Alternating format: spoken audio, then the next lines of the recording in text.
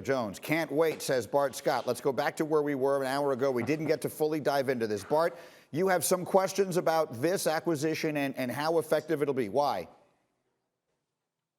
I just don't think it puts him over the top, Greeny. I think Julio Jones is a finishing piece. He's a player that could have went in some different locations. I don't think this makes him better than Baltimore, Kansas City, Buffalo.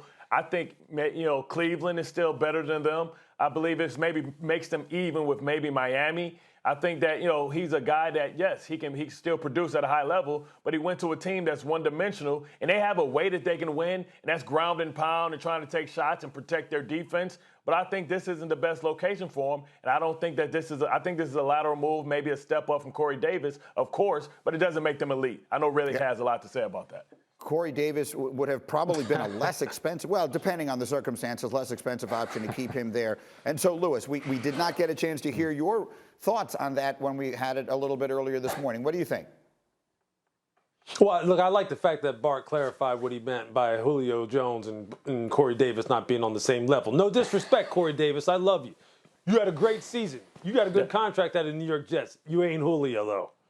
Okay? Julio's been being called Julio. People don't even know his last name is Jones. People just call him Julio for a reason. This guy's special. He's different. Him and A.J. Brown. Look, Ryan Tannehill, I don't understand why people keep disrespecting my guy Ryan Tannehill. This guy can chuck the football. He can put it down the field deep on the as any quarterback in the NFL. And if I'm Julio Jones right now, what's more important to me? Do I just want to keep setting records? I mean, I'm already a legend, by and large. People already know that I'm a freak athlete. I'm one of the best wide receivers over the past 10 years that this league has ever seen. People already know that.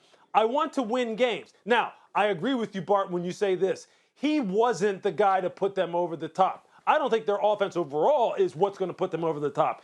It's your side of the ball, Bart. It's the defensive side of the ball that's going to put them over the top.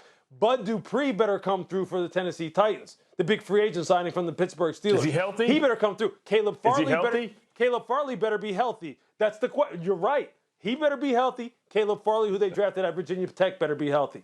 That's what's going to put them over the top. They can get that side of the ball figured out. Then maybe they can deal with and shut down teams like Baltimore, who we saw in the AFC wildcard game on ESPN Monday Night Football booth. Yeah, we had that game. We saw what Baltimore did to them late in the football game, and they couldn't stop them. If defense can get it going, look, offensively, they'll be able to put up points, man.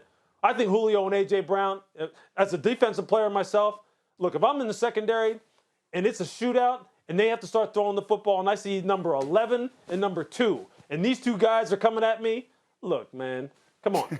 They did the right thing in getting them. They did the right thing in getting them. But Julio's like Joel Embiid, man. This dude, you cannot count on him being healthy. That's not a given. If Bart, he's down, now all the coverage rolls over to AJ. Bart, he's played 13 games in 10 years in being in the NFL. He's played 13 or more games every season except for 2. Yeah. Okay, 6 out of the past 7 years. This is a guy who's older been in the game. Yeah, you're right. You're right about that. Look, and he had soft tissue injury last year, and he's not going to practice a lot. I don't care if Julio ever practices. I don't care. You know they didn't pay you in Baltimore to practice. They didn't pay you in New York to practice. They paid you to bust people's heads on Sunday and Monday. That's what they paid you for, and that's what they're paying Julio for. It's so hard to have these debates sometimes on these satellites. Unless he can come over and play defense or rush the passer, they don't have a shot. But I think we're getting the sense here of the two sides that exist to the possibilities here with a 32-year-old superstar going to a new team. Jeremy, I'll finish it up with you. What is the expectation around the league? What are people you're talking to are you hearing about Julio? Well, Greeny, the word out of Tennessee is that Julio Jones looks rejuvenated, that he was eager to get traded, get this over with, and now he wants to try to reclaim his spot as not one of the best, but the best receiver in the league, despite that age that we're talking about, because I'm told that all along in the trade process, Julio Jones wanted to go to a team that could utilize the deep ball, that had a strong-armed quarterback. They did that in Atlanta, but Matt Ryan's arm strength has probably waned a little bit. Ryan Tannehill can get him deep. Julio wants to go run 60 yards, get underneath the ball, show that he's still the best at doing just that. And I was told there was an energy around the building yesterday and on the practice field, even just little glimpses of explosion that he would show on the field. They said, okay, this changes our offense in a big way. I'll say again, no team will look better getting off the bus. Julio Jones, A.J. Brown, Derrick Henry, send any one of them you want first. No team in the NFL will look better getting off the bus. We'll see what happens from there. Guys, outstanding. Thank you.